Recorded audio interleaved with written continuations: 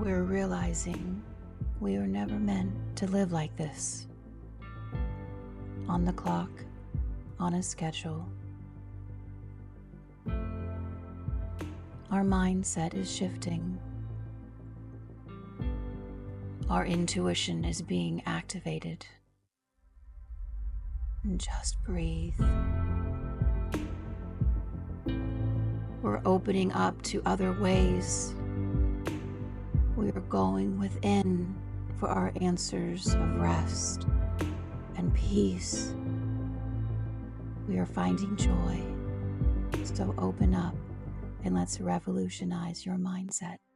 Welcome to Intuitive Shift. Here we sit down with people who have trusted their intuition, shifted their mindset, and they've chosen a path of self-discovery and soul growth. And I'm so excited to have Craig Walker join us today. Now, Craig is a co-host, hosts a podcast, an amazing contest with Dr. Charnel on True TV, but he's also an amazing musician. You just toured through the UK all summer long as a drummer. Right. So excited to have you here on the show. Thank you so much for having me, Abby. Of all the people in this community, you and I really connect very well. And obviously meeting you in person last year at the conference was fantastic. And we've had some wild adventures in that very short time together.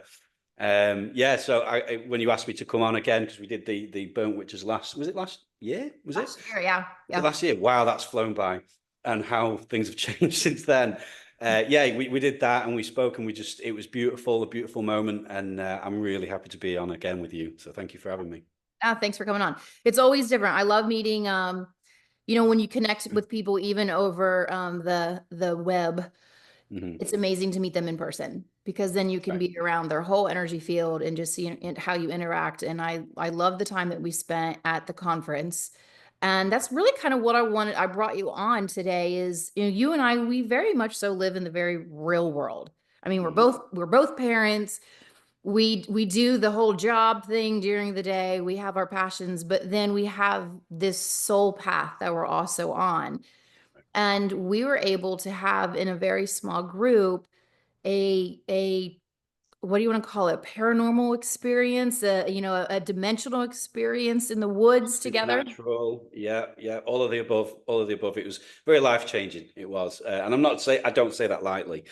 It was very paradigm shifting for me personally, because in some respects, a lot of things that you guys are pressing for and leaning into and experiencing is stuff that I've been searching my whole life. Some of it I wasn't aware I was searching for that. But it's a real time of enlightenment and encouragement as well, because I mean, since being a kid, I was wired for the weird and wonderful. It just fascinated me. I was always drawn, even in life, drawn to the weirdos. I was never one for going with the crowd or anything like that. I was always interested, like the outcasts. I'd be like, I want to go talk to those guys. They look interesting. Even when I was a teenager.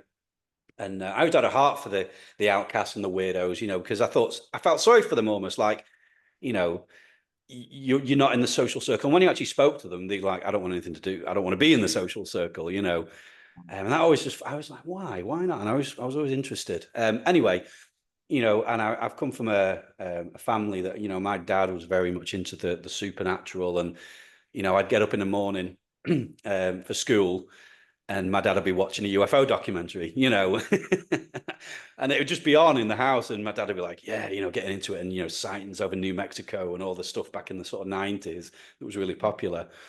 So, I grew up with this stuff and knowing, that there is more beyond the material world as well. I live for it. I've been driven to know what is beyond the material world, what is beyond the 3D illusionary matrix, which we don't always know it's an illusion, but we're realizing it is an illusion because we are surrounded by the supernatural, the multi and hyperdimensional all the time. I'm sat in a room now in the north of England, and you're sat in, I actually don't know where you are. Whereabouts are you, Abby? I'm in Charleston. I'm in Charleston, South Carolina. So we're sat where we are, and we're surrounded by spirit beings, guides. We tend to think of them higher than us, but I believe that we're with them, they're among us. and our natural eyes can't always see them. And that has just always been a driving force in my life, that I want to see them. I want to experience them. I know there's more out there and I want it. So there's always been this hunger and this desire for the more, you know? Do you think that, because I am very similar to you. I've always had a passionate fervor for reading books and exploring and understanding more. I had a book when I was younger, and it had all like the cryptids in there and the mythical creatures. And oh my goodness, I think I reread that book 15, 20 times and just mesmerized by it. Always researching UFOs. If somebody said, well, that's not real, I was determined to dive even deeper into it to show that it was. Right. So do you think that we come in pre-wired to have that interest because we're the ones who are going to experience it and disclose it? Absolutely think that's correct. Absolutely agree. I think everybody's born with characteristics, gifts, abilities that will serve them in their soul mission here. Interests, you know, things that make you tick. Whatever makes you tick is the way that we've been designed and created for a purpose. And some of us have come in just with this, like, I mean, me, for example, the thought of a Monday to Friday, 9 to 5 life. You know, we chill out on a Saturday, we wash our cars, and we get ready for work again for the Monday. I can't tolerate it. I can't stand it.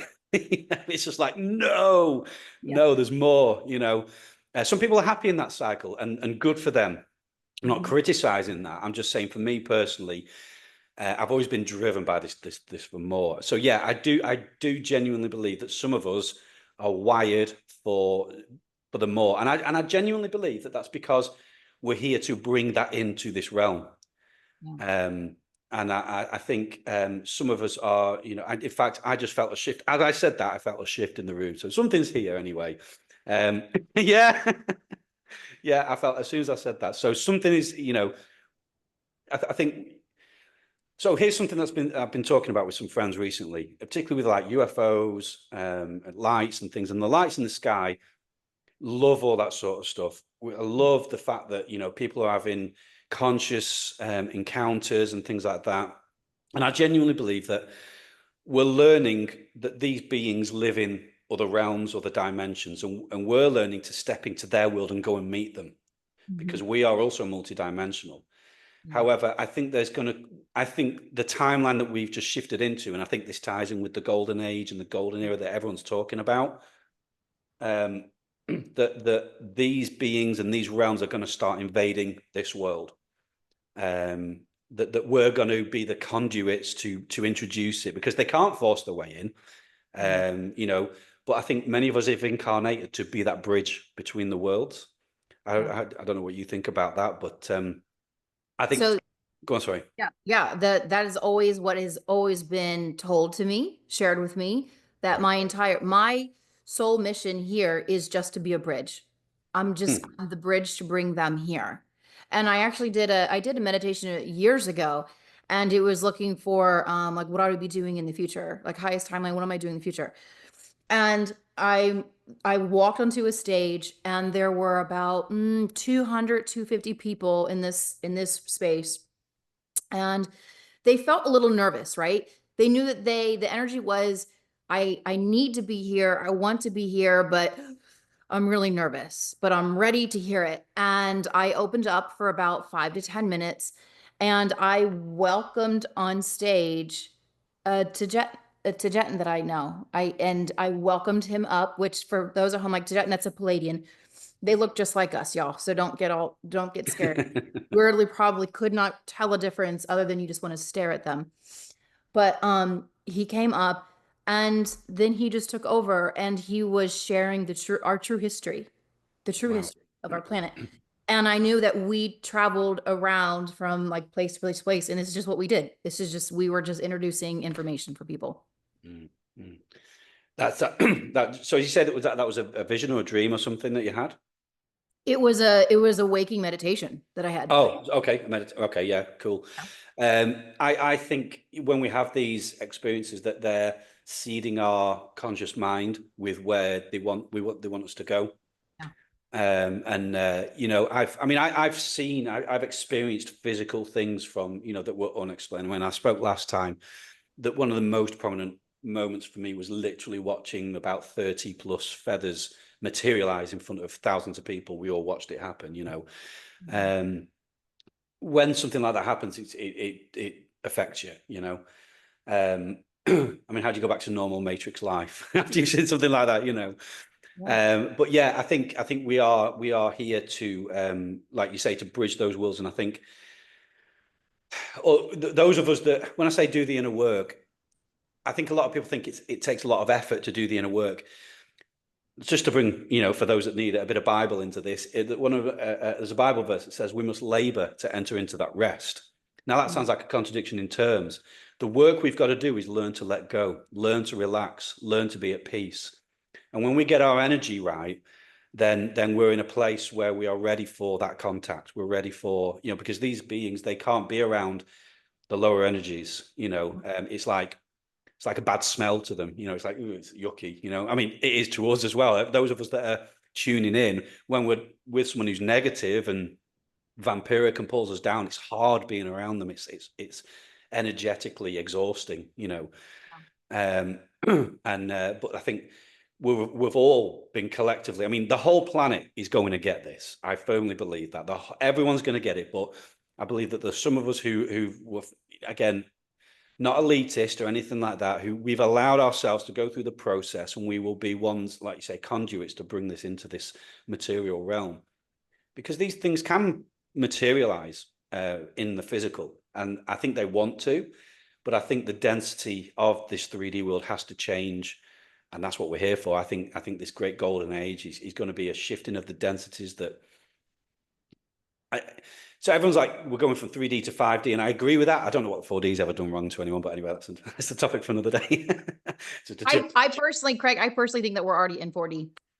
I agree. I think, I think if you're not like we were discussing just before, if you're not comfortable just living what I class as an average life, and not that there's anything wrong with that, it's because you're already transcending it, and your soul is screaming out, get in tune, get aligned and things, but yeah, I think, bringing into the material world, bridging those gaps, I think it's going to happen. We always talk about disclosure and yes, we want the government to disclose what they've been up to and all the projects and all that kind of stuff. But this really is a boots on the ground movement. I think it's going to happen with the normal everyday folk. A national government, say, or a world government is a reflection of where the people are at. It's not the other way around. They want us to believe it's the other way around, but we've let that happen. It's actually the government reflects where the people are at, which is why your recent election is so encouraging to me. And on such a landslide as well. Was it 80+%? We took the whole gamut. We took every level of government. Yeah, that's right. Said to the program, we're done. Yeah, that's it. And I think that was such a clear statement from the collective. And I'm in the UK, so it does affect me because, there's a saying, I don't know if you've heard it, when America farts, we smell it, or something like that, Yeah, but it's true. It's true. It's true. Yeah. I think, the founding fathers of America knew exactly what they were doing. They knew exactly how the world needed to be shaped. And, having been over to the States now, I really can see it that you guys really are holding the fort for global liberation. We still have a royal family. We've got work to do over here, sorry people if you're royalist, but I just think the collective consciousness is rising and expanding to such a degree.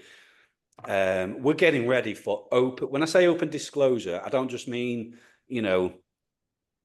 UFOs landing on the White House lawn or anything like that. I mean, every one of us meeting our team, every one of us knowing who we are, where we're from, why we're here.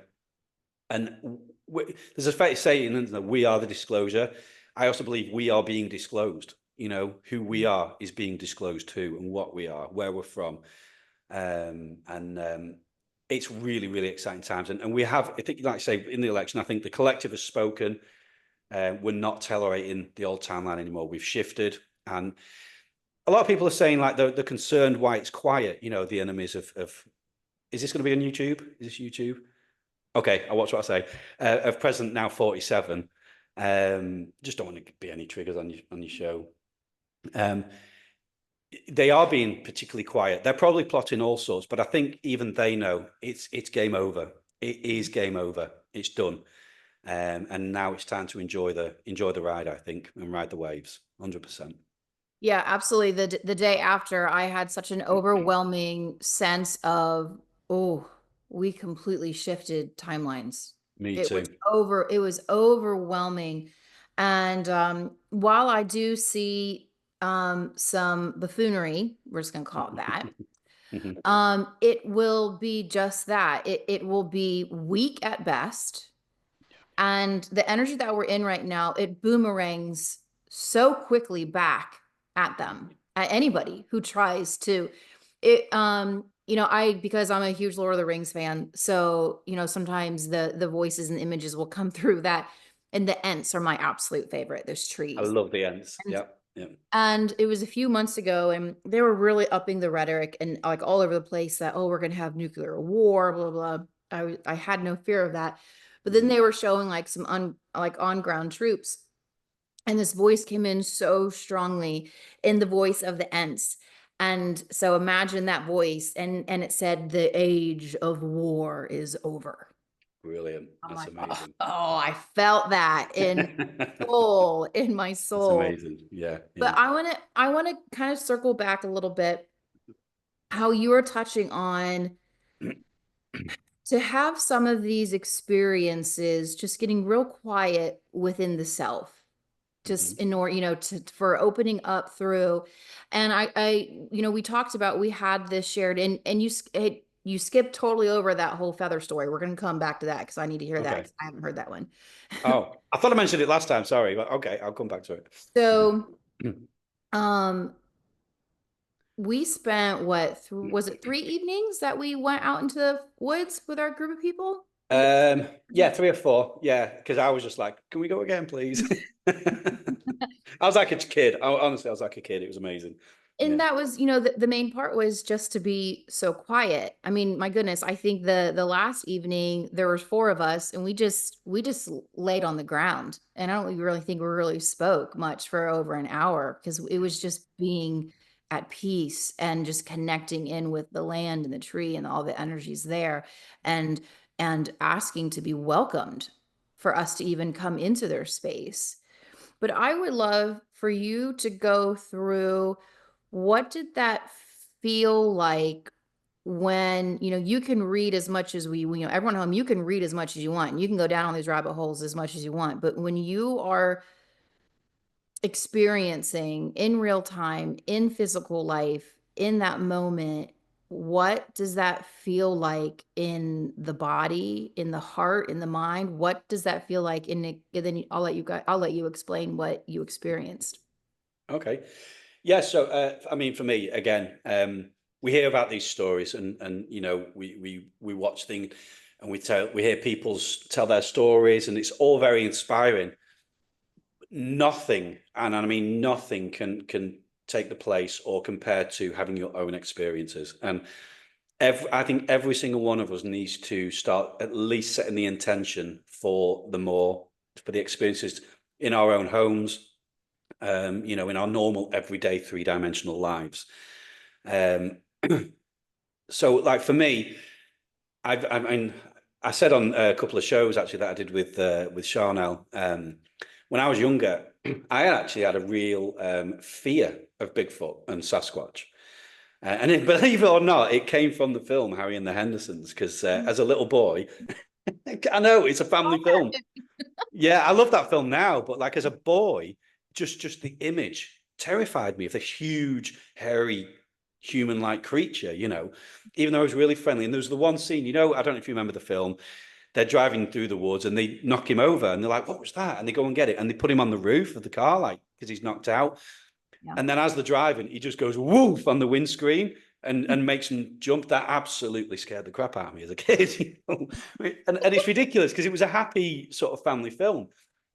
I had an irrational fear of like apes and gorillas and things like that, and I don't know why. But you know, like when people are intrigued by things that may scare them, or like, you know, that's why people watch horror films. We don't enjoy watching horror films, but that sense of you know what I mean, like fear, but like it's hard to describe, like an interest, but it's like spooky, it's weird, it's unusual. It's like people are like ghosts. It's why people do, not that I would recommend it, people do Ouija boards and things like that, you know, because they know it's spooky and bad things have happened, but there's a curiosity there, you know, like, and you know, so I always had this fascination with anything that was weird and wonderful. So when we went out into the woods, in fact, the first time I didn't know anything about it. All I know was on the first day we were there, I was in my room. I shared a room with Tyler and Ben Gordon, and we had a riot. Actually, it was a really good laugh. But I was in the room on my own, I think just unpacking some bags, and the doors, which are pretty heavy doors, you know, so it's not like they can be blown around. As I was there, I was just stood there, and the door just swung open but stopped. And I was just stood there like, it's not windy. You know, it wasn't windy or anything. No. And like it wasn't like it swung open and banged and then came back. It swung open and stopped. And I remember looking at it thinking, that's weird. Anyway, carried on with what I was doing. Then I went out and I heard someone else say, hey, something really weird just happened to me. I've just been in my room and my door's just swung open and stopped. And I was like, really? That's just happened to me. And somebody, I can't remember who it was, it might have been you, I said, yeah, it's the Sasquatch, you know, just like matter of fact. I was like, so sorry, the what? You know? And that's when I learned, that there are Sasquatch in the woods in the Grafton area. So instantly I was like, this is amazing, you know, like, wow, like I've had an experience, you know? Yeah. And then it was that night you sort of quietly said to me, do you want to come squatching? I was like, yes, you know. And then there was like a bit of a group of us that went up, and and we big group of us. We still remember we were on the path. It was pitch black. We heard some noises and scuttlings and stuff, but you know, I mean, some people may. I tend to go down. I explain things away. You know, like, oh, it could be a deer. It could be whatever. You know, and then that group, we had that, and then a few of them went down, and then a couple of us went. I think you and Lily, Nova, and Noel went on, and I was like, I'm going to go see what those guys doing. In fact, I'll be brutally honest. I was like, I ain't leaving those ladies out in the woods on their own. That's genuinely what I was thinking. Like, you know, like what am I going to do? You know. But I thought let's. I was going to check on them. So I just like stumbling, like, hey guys, you all right? And then you're having this absolute sacred moment with some Sasquatch, and I just walk in like bullish, like what's going on? And it was so bizarre. I remember Noelle sort of like leaned around and said, shh, like, because Lily was really engaging and she was in the moment. You were as well. And there was just they were all around, and Noelle was like, they're all around us, just sit still, just engage. I was like, oh, okay. And she went, does it look pixelated to you? And the air was like pixelated. Did you see that? Oh yeah. And it was almost like you could it was like running your fingers through water. It was like, it was weird. Like all the forest just went really pixelated, and they were engaging us. And I just observed this. I was just like, this is incredible. Like, this is real, you know? And Noelle was like, yeah, there's one over there. There's one over there. And Lily was engaging one further down, and you were all getting messages, and Lily was getting like an upgrade, and from what I understand, they were doing energy work on us. Yeah. So what I was doing, I reached my hand out and they laid their whole hand in my hand. And so I was holding that. The song that I was hearing them sing, was a song of, they were being given a choice that they could leave or they could remain here and stay. And then staying would have meant going to battle, essentially. So now this was almost a year ago. But the sense of them leaving, that would be going off planet, that felt very much so, again, sorry guys, Lord of the Rings, just like the elves, they took the ships to the dying lands. So that's what that felt. That's what I was engaging with. I had my hand out and I was holding this. Wow. Okay. hand. Yeah. Let's go ahead. Well, like I say, I was a noob and I was just like, what the heck's going on here? Yeah. But for me, it fulfilled such a deep desire for, again, not just talking about the fact that these things happen, but having an experience myself. And with you guys was so special as well. And that was the first night. I came away like, wow, just wow. So I was addicted. So every night I was like, Abby, do you wanna go up again? And we did it a few times. And for me personally, the best night was, I think, the second night.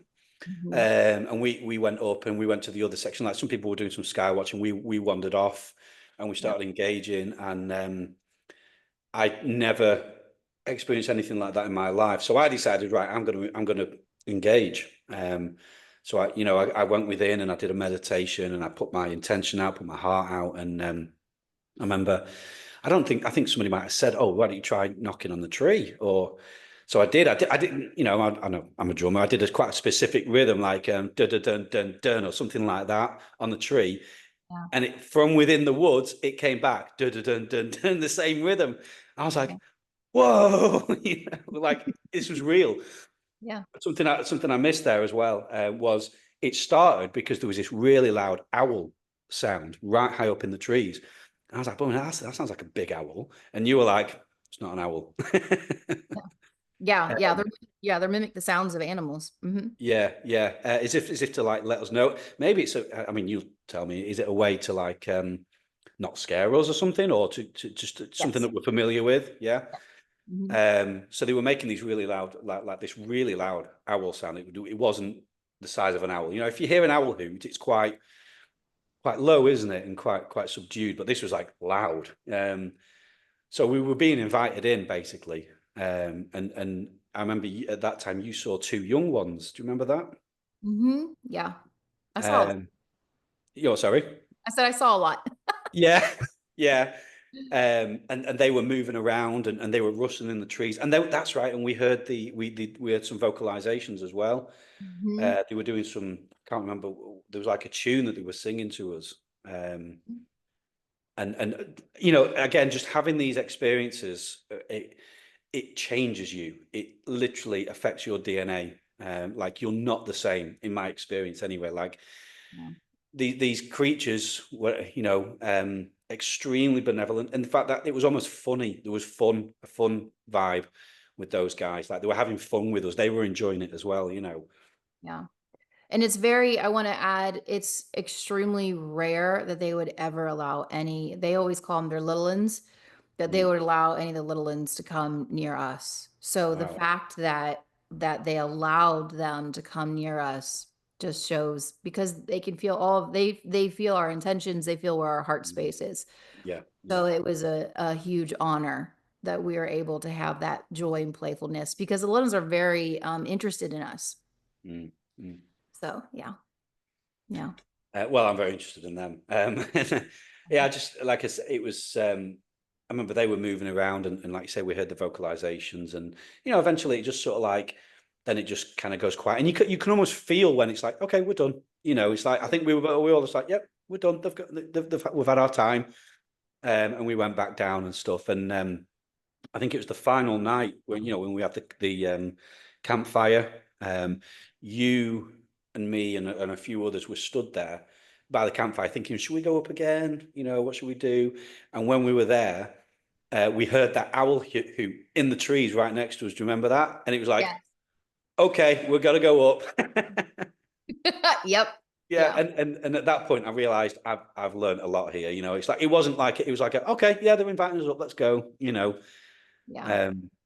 And I want to, I'm not saying this in a form of judgment, so I don't want it to come across that way. But it's good to go with a smaller group because and again, that's like, I'm not judging the group, right? You know what I mean? It's just when it's, when it's really small, everyone can more easily get in that same zone, that same frequency. And then that's how you're going to be able to connect and have that connection where, like you mentioned, the first night, there was, a bit of a larger group. And within that, you are going to have some people who are actually afraid. They may want to, they may say they want to, but in their heart, they're afraid. And that's when you start having, you can hear people like cracking jokes and making funnies. And that's just nervous energy. That's their inner child, that scared, nervous energy coming through. And you're not going to have an experience with that. You just aren't, because squatch don't want to come near that, because they don't want to scare us, right? Because, they're real. We could end up hurting them too. In the same way it goes with our, star brothers and sisters as well. If you have a fear base in there, they're not going to show themselves, because again, they can feel that. And they're like, well, they're scared. They don't want this. So then it'll leave. Like literally the sky will close up. The woods, like when they were done interacting, it just closes up. It did. And Yeah. you can feel that. So I enjoy when I'm wanting to have a genuine experience going in a very small, intimate group of people, because then we get on this same like energy train. I agree. And what I'll say for myself personally as well, if it ever becomes a theme park, spectacle, I'm out of there. I'm not interested. It was extremely sacred. It was extremely beautiful and personal. It was like meeting friends almost, and I am not interested in exploiting that. And I think moving forward, if people go in with the energy of, hey, let's go and have an experience, like other than without a pure intention, let's put it that way, I think you've missed it. It won't happen. It won't happen because they'll sense that. But it is an honor to us that they obviously clearly sensed our intention was pure. But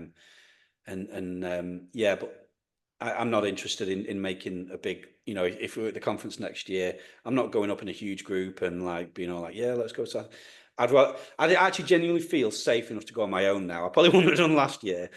I might just do that, and just no one will know, but just me and them and see what I can find out and see what I can get. Yeah. Yeah, absolutely.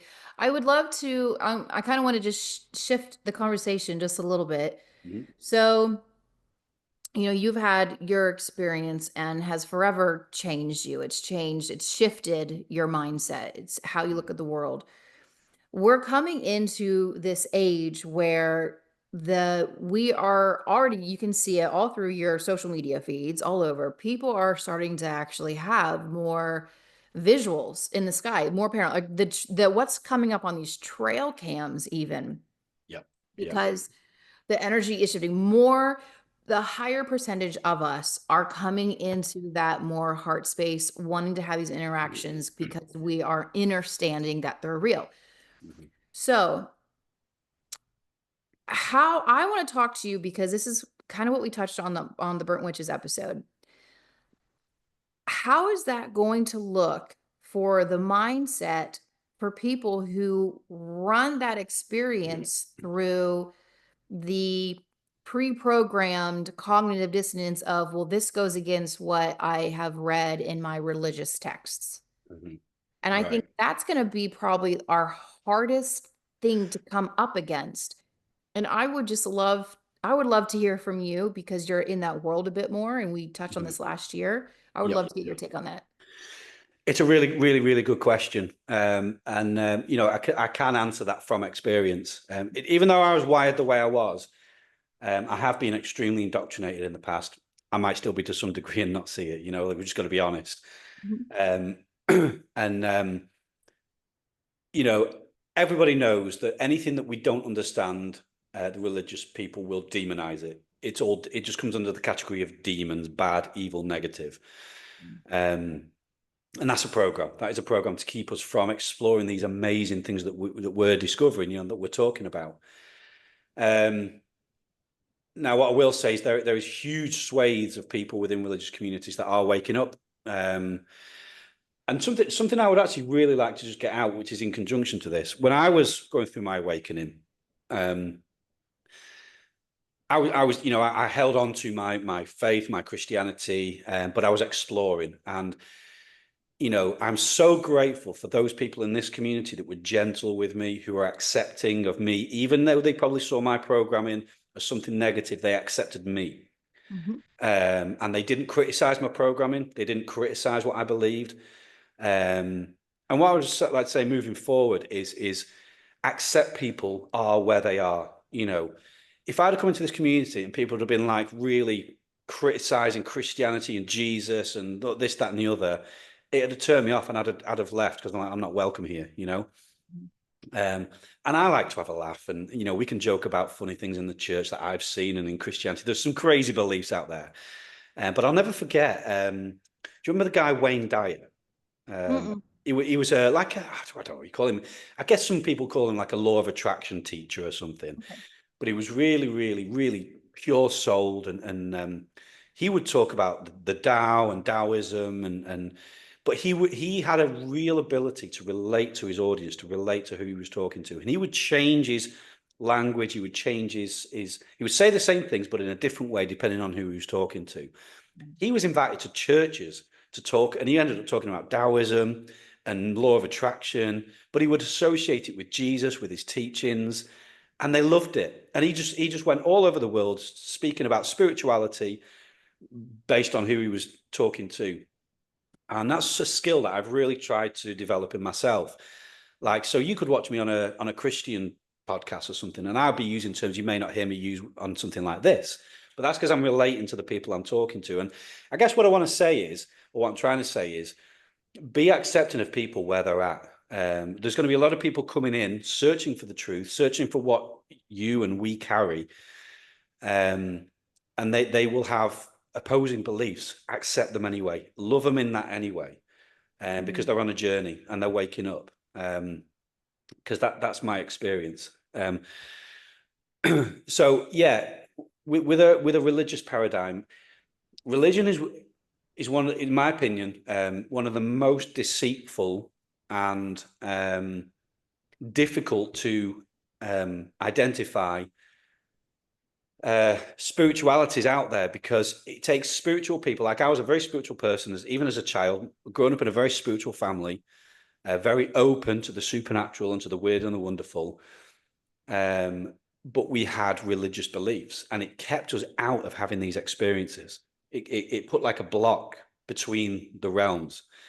I mean, it's a slave system, essentially. It's a part of the matrix slave system is religion. It's a way to have a form of spirituality, but without the power, without the experience. And what's happening is those religious beliefs are being broken off a lot of people, and they're starting to have encounters and experiences with and the angelic realm. I mean, the Bible's full of angels and beings and creatures. And when you have eyes to see, you realize they're actually talking about extraterrestrials and beings from the stars. It's all in the Bible. But obviously there's a veil, a religious veil, that keeps you from seeing that. So yeah, that's kind of all what I wanted to say on that, really. What was your question again? So yeah, no, you answered that beautifully. My kind of pushback, and I don't really like the word pushback, because that's not what I'm doing. But there's been a lot of people demonizing channelers. Right. Oh, you're only channeling the devil, that you're talking to Yeah. demons. Where do they think? I mean, what in the Bible, Moses just went up to the mountain and talked to somebody, and then came back down. He was channeling. When we go and we're in our car and we put on a song, and it impacts us in such a deep level where we're crying, or we're seeing ourselves through that. That's channeled. Those are channeled lyrics. Those are channeled tones. Yes. When we're reading a book and we're having this amazing cathartic experience where our hearts are just expanding from reading it, that's a channeled book. So there are so many. So I always say, like, kind of like, my retort is, oh, you don't want to listen to any channelers? Well, then stop listening to all music, stop reading books, stop watching movies. Like, just stop connecting in with anything, because everything comes in from source. It comes in from our higher selves. Right. And it just comes in through our crown, and then as an artist, people who choose to produce art, it comes down and then they produce it. Right. Right. Oh, and you can feel the difference. You can feel the difference when it's been divinely channeled Yeah. and when it's just been, made in a production hall with a bunch of producers. So you can feel Absolutely. that. Yeah, absolutely agree. And I've spoken to some musician friends recently along these lines, how even young kids of today are discovering music from the 80s and the 70s, because something tragic has happened with modern music in that, and I put it down to the fact that artists, musicians have lost touch with their own soul. They could get a guitar and they could play some chords, but it's not like you described it as being channeled. It's not being pulled from a higher place. It's just whatever those chords will do, make a song out of that. There's no energy, there's no soul. Whereas, like you say, go back to the 70s and 80s, and you had these bands who were channeling, they were giving messages. They didn't. I don't whether they knew what they were doing or what. I don't know. But we need to get back to that level of creativity again, where people are literally, we are the instrument, we feel it, and when you feel it, the audience will feel it. Anyway. Oh, well, so, okay, I want to interrupt you for a second. So in terms of, I watch all the Marvel movies. So look at the Guardians of the Galaxy. If you actually kind of look at it as a script, not like the most amazing thing, but what people really connected to was they played all the 70s hits, all of that Right. 70s music. And people connected in such a strong way to all the characters because they did it so beautifully. They did that again in Venom 3. Venom 3 had amazing music in it, pulling in. And ever since I've been listening to Cat Stevens, like Wild World nonstop, ever since I went and saw Venom 3. But I agree. And, you look back at the 50s and the 60s, those are all heart ballads. They're incredible. And then, yeah, you are right. They, about mid 90s, it just. Something went awry. Definitely. I've said it recently. I genuinely think in the 80s we were peak humanity about to break into the golden age. I genuinely believe that, and we were subverted, and I think we've been subverted for a good 30 plus years. We can talk conspiratorially about the ones who were in government, post World War II, Project Paperclip, all that kind of stuff. They knew what they were doing. They were slowly infiltrating the governments, and I think the 80s we were getting ready to go into the next level, the next phase as a species. And we just got pulled back. Something blocked us, and we've been in this horrible system ever since of this cabal governed nonsense, which is now, I believe, been broken. It's like a spell has been broken.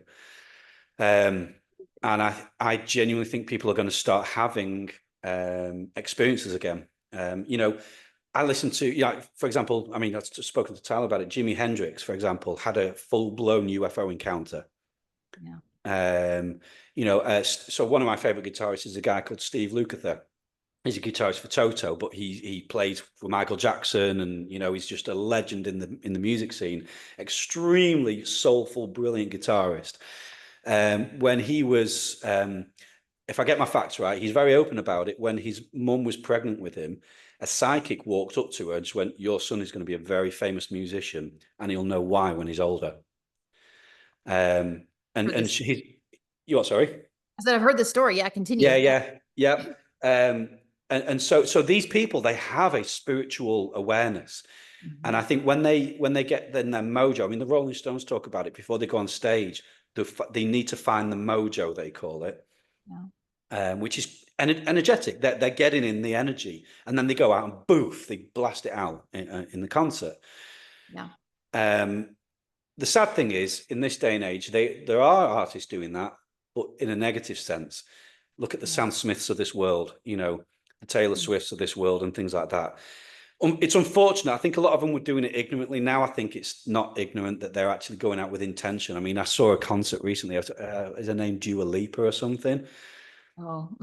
A young girl or whatever. And I have an opinion on this, but there was a video, I don't know if anybody saw it, where something unseen came from the stage and just went woof like a wave, and it just knocked all the people fell over in the crowd.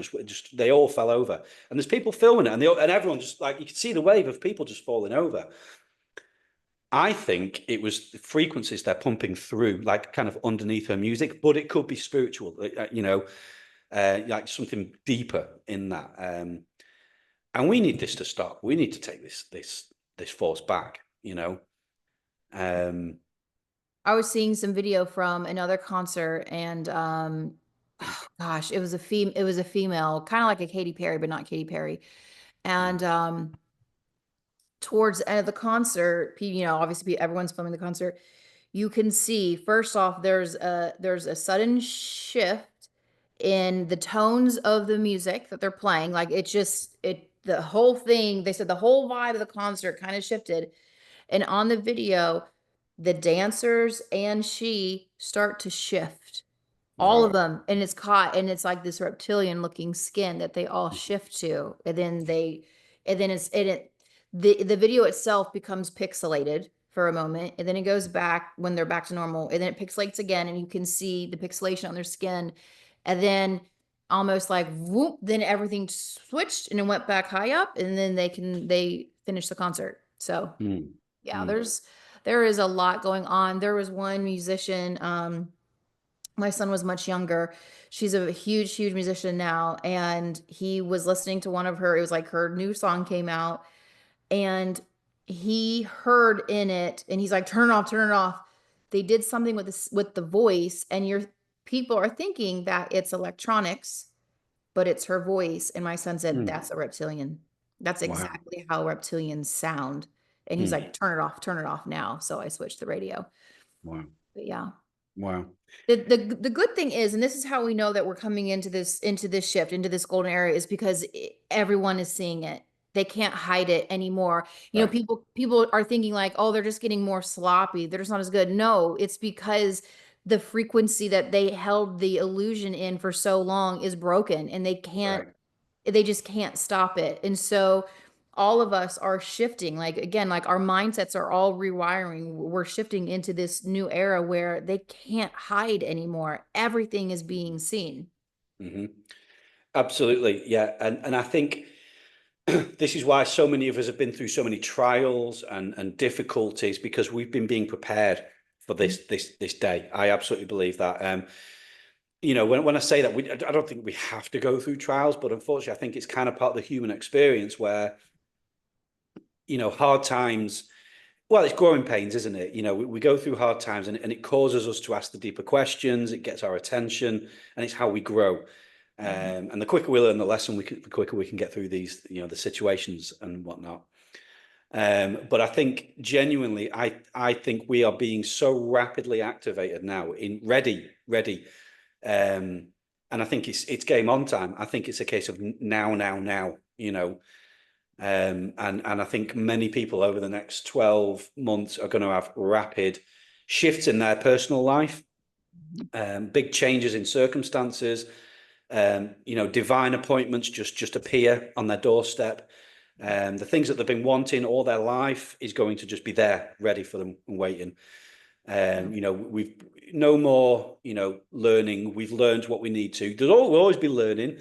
I don't believe we'll ever arrive, because when you get to one level, there's always another level to go to, Yeah. But I think we're in a position now where we've got to a place where we can be heart-centered, where we can be, humble, because I think that's crucial. As we get out there, we've got to be humble. We've got to stay grounded. We still have 3D lives. We still, need to eat, and we still need to, go to the toilet and things like, we still have normal lives to live. We still have children.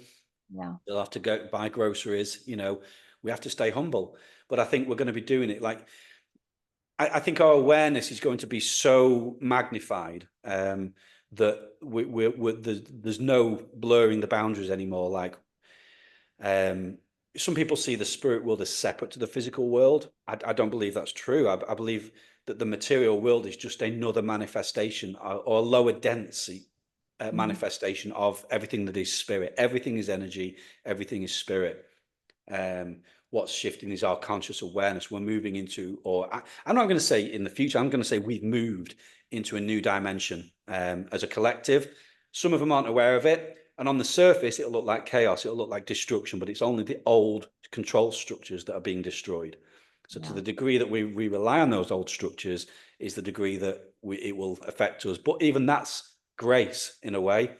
Because, you know, as those things are destroyed, people will be like, where do we go? What do we do? You know, the financial system could disappear. Oh, I've lost all that wealth. Don't worry, because there's this, but you have to do the work to get there. You know, you have to It's shift. going to be a shift. It is. It's just a shift. Yeah. And knowing that we're all going to go there together. You know, the thing that comes through so often for me and like all my tonings and my readings is we're not necessarily going to something brand new. We're going back to what once was. And that is a combination of we're going back to ourselves, like to our true selves, which has all of this information, has all of this wisdom. But we're also going back because a lot of the knowledge, a lot of the technologies used to be here. They was all here. So we're bringing those back up and going to be utilizing those. So there's just so much. I think when people think the word ancient, they think, oh, that's old school, right? Like that doesn't really apply to me anymore. But the ancient wisdom is vitally important because we're going to be utilizing it. Right. Because this fake wisdom that we've been given over the past, few decades, over 100 years, No, that's it exactly. And like even I think just today or yesterday, President, now 47, has announced is it the Department of Education that he's just going to scrap? And I was like, why would you do that? He said because it's designed to dumb particularly kids down and to make you suitable slaves within a matrix system. Get rid and bring in true education, true bring in the healers, bring in those who understand the quantum realms but make it practical. Like I say, it's actually Gnosticism, and not there's anything particularly wrong with Gnosticism, but the Gnostics believe that, there is this division between the dimensions. The dimensions are blurred, and where our consciousness lies is where we function from. Yeah. And, as our consciousness is moving into higher dimensions, it's going to affect our physicality. And this is a big thing for now. It doesn't need to hit the mark when I say this, but I think I'm pressing into something that's on its way. We are going to have to deal with, or not deal with, or become aware of our immortality. We are going to have to. The ancient Egyptians had this. They understood this concept. Death is the ultimate illusion. It's not real. There's no such thing. Life and immortality is going to become a very, very big part of the conversation moving forward. 80 years old is going to be a baby, and we need to get, the reason why I'm saying this is so that we can get it into the collective consciousness. We need to raise our awareness that we're not limited to 80 years or whatever, That's nothing. 80 years is nothing. It's nothing. No. What some of these other races live. And even they purposely, when you start going down those rabbit holes, you realize that they purposely shortened our telomeres. I mean, we exactly as a Terran race, we were meant to live hundreds of years. Yep. And this place was originally blueprinted to be disease-free. Yep, exactly. And many ancient, and again, we talk about New Age. There's nothing new about it. We're like you said, we're tapping into the ancient ways because we have been here before as a species, and we've been engineered out of it. And this is where the ancient alien theory comes in and all this kind of stuff. These beings, these cosmic beings who want us as slaves, have shortened our lives, and we're breaking free of that. And it's a consciousness thing. And it's going to affect. This is what I mean when we say we need to bring it into the material world. This is one of the most fundamental ways we're going to do it. Is it's going to literally. I mean, we talk about age regression in the secret space program. We can do it. It's going to happen naturally because our consciousness is rising. Our consciousness is expanding, and we're going to get youth rejuvenation. People who are 100 years old are going to start looking like they're in the 30s because they get this message. They get this understanding. And they bring it into the physical realm, into their physical bodies. I'm really, really excited. I mean, I know my parents, they're in the just coming up to their 70s now. Sorry, mum and dad, for saying that. But they've got this. They know this. They know this. You know, and I love the fact that my parents think along these lines. You know, Great. Yeah, it's amazing. But yeah, I just think we need to get that, seed the collective consciousness, like start having a longer, bigger vision for your life. Don't think you've got to try and rush everything in a certain time frame, because certainly by the time, I mean, I'm 40 next February, so by the time I get to 80, I'm going to be a baby. You're baby Literally. now. I'm older than you. You what, sorry? I said I'm older than you. Oh, sorry about The so I it came in so strongly for me probably about 3 months ago. 3 months ago, the power of the mind, and when we focus in and go into the cellular DNA of these bodies, when we can tap into that and tell the body to begin to realign to the highest timeline in your cellular structure. By that is like the highest possibility, the highest program that your physical vessel can hold. So think of when we're talking about this, think about what age were you where you were in such peak health. That would be your highest potential. Thank you so much. That's the word I've been looking for. that. The highest potential of a cellular potential.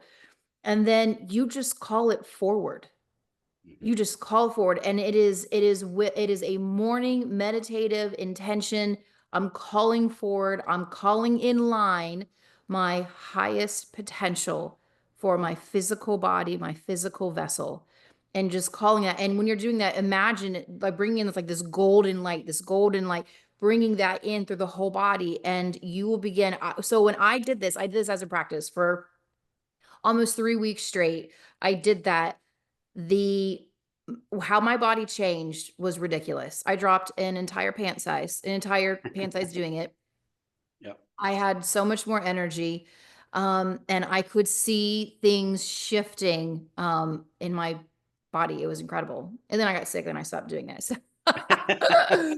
So at any rate, Yeah. so I'm going to go shift back into doing that, because I was just looking at like this physical vessel coming back. I'm going to start doing that again every single day, and I'm going to see how much it can shift and change. Yeah, that's it. And let us know how it goes. You could spearhead this thing. I mean, you know, I've in the kind of the mystic world, and the Christian mystic world, there are alleged, I say alleged because I haven't experienced them myself, but I know people that have met people who are hundreds and hundreds of years old, that they've tapped into this.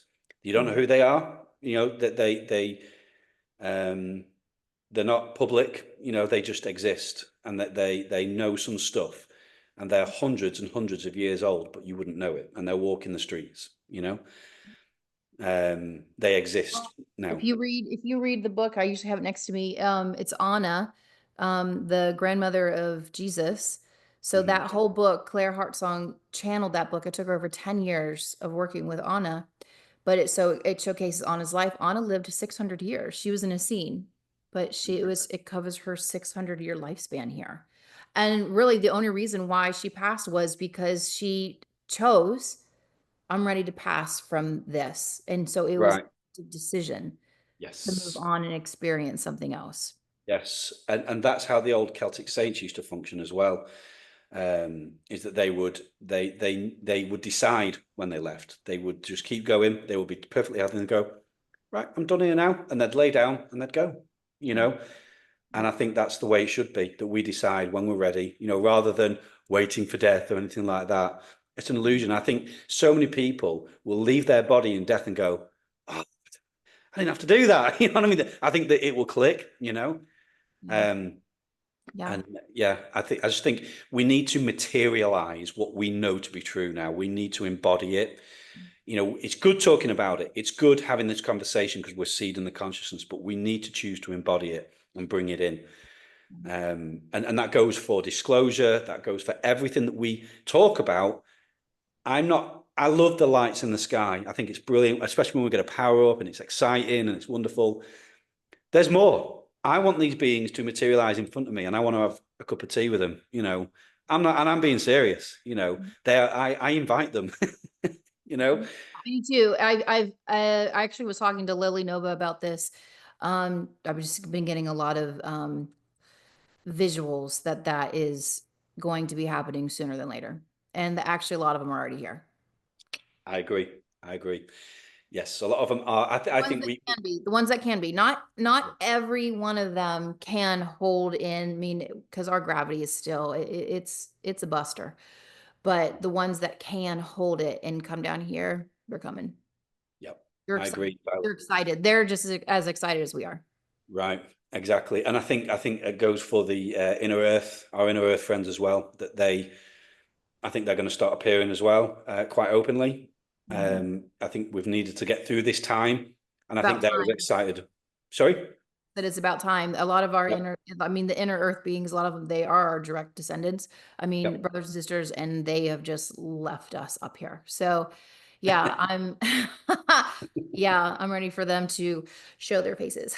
Yeah, me too. And it's going to be material, yes, I love the angelic. I love shafts of light, and I love the Sasquatch. They can blur in and out. Did I ever tell you that? I don't know if I ever did tell you that the one of them gave me a download when we were in Grafton of how they function. It was like a quick, just like a vision, bang. I just understood that they use the frequency of the trees to merge with, blend in and out of this reality, and that they can actually use the trees as portals around the world. Around the planet. That makes sense. That makes total sense. Yeah. So that's why they're always in trees, is because they use when you're in trees and you can feel the frequency. Oh yeah. They use that frequency and they can portal around the world, with these just through clumps of trees. So it's so easy for them. It's how they function. And I had that as a quick download. Now I need to go out and connect with my trees more. I'm thinking like, ooh, where can I get? Well, I'll tell you what, I'll find some trees here in the UK and I'll go and sit there and wait for you, and I'll let you know if it happens. Yeah, that works. Well, Craig, thank you so much for coming on. I just love chatting with you. I mean, this could go on and on and on and on and on forever. But thank you so much for coming in and sharing your experience. We didn't get to the feathers. Next show. Okay. But thanks so much. I really appreciate your time. Thanks for everything that you do. And thank you very much. I really do feel, and I know that we're in line with this. It's now coming to all right, let's start making action. Like we're coming into the actionable stage now. I agree. Yep. And moving forward and actually starting to create what we know in our heart is already there. Yep, absolutely agree. And Abby, thank you so much for what you do as well. I mean, thank you for being my personal Sasquatch guide last year. Sorry, earlier this year. No, I so resonate with you and where you operate from. And, it's great to meet people that you just click with. It's so effortless. So thank you for being you and doing what you're doing. And I hope to see you next year. If not earlier, who knows? We'll see. But again, if you want to come over, let's set something up in the UK. Okay, so actually I do. For all the audience, everyone who's listening, I am already starting a wait list. I am going to be hosting a sacred tour site in Scotland in 2025. I'm looking at the fall. So the set dates haven't been set yet, but I've already started a wait list for that. So if anyone listening wants to come, of course, Craig will be a part of this. Please go ahead and start that wait list. And I can't wait to come over to your neck of the woods. It's been calling me for years. Yes, it's very mystical, particularly Scotland. You get onto those Outer Hebrides Islands, and so many sacred sites there. It's extremely mystical, and it's hard to describe. You have to experience it to really grasp it, but you won't leave those areas the same. Let me say that. I know. I'm looking forward to. I'm actually going to be hosting 2 events in Scotland, so I'm probably gonna be there for 2 weeks. Fantastic. I'm gonna do a burnt witches. I'm gonna move burnt witches over to the heartland where a lot of it happened, right. And then stay for a second week and do sacred tours. So excellent. I look forward to it. Absolutely. And how can everyone follow you, watch you, see what you're up to? Okay, so yeah, I mean, I'm on the usual socials. It's Craig Martin Walker on Facebook, where I share my thoughts. You know what I often do? I wake up like in the morning just with like thoughts, and I'm like, Facebook. Like I get downloads in the night. Sometimes it's on and off, more than others. So that's where I share my crazy thoughts and inspire conflict. Anyway, but yeah, so on there, I do regular co-hosting shows with Dr. Charnel on her channel, Dr. Charnel True TV on YouTube. Check those out. We've got some good guests coming up. I'm just trying to think now. You guys just did a near-death experience guy came on, correct? Yeah, well, actually, I know I was on the promo for that, but something happened where I couldn't actually make it, so I'm not actually on that one. So I'm yet to watch that. So, but yeah, I was devastated. I really wanted to be on that, but there was a mix up with timings. But anyway, it is what it is. Because we have the daylight savings. Like, why do we have that anymore? It can cock things up because we do it a week before you guys, so we're all at different times and things. So anyway, it is what it is. No reason for it. It's just another way to mess with your rhythm. Exactly, I agree. Yep. But no, like I say, just I love connecting with people. I love hearing from other people and hearing whether people are out. I mean, I put stuff out, and if people disagree, I love the discussion. Okay, how do you see this? I'm not offended if people disagree with me, just as long as you can accept being wrong. So. You know what? Here's the thing, everybody. I'm okay if you don't disagree with me. Like, that's fine. That's great. Yeah. Just don't put me down. Just exactly. Keep it kind. Yeah. So. Yeah. Excellent. All right. Thank you so much. Thank you everyone at home listening, and keep on shifting.